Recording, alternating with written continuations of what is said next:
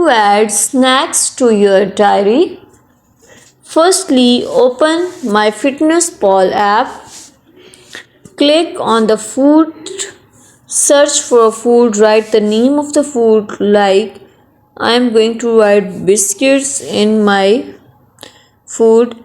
In this way you have to select the type of the biscuits according to the calories required, like I am going to add this biscuits. Click on the meal here, you have to click on the snacks here.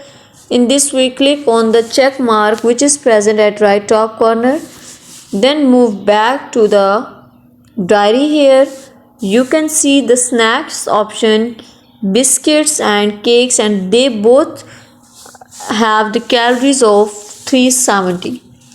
In your snacks timing you have to take the raspberry cake and Indian biscuits, one slice and one piece that required, that needs, that have 370 calories. Thank you so much. That was all. Please consider showing your support by commenting, liking, sharing, and subscribing to our channel for more valuable content in the future. Your engagement is highly appreciated. I wish you very good luck. Thanks.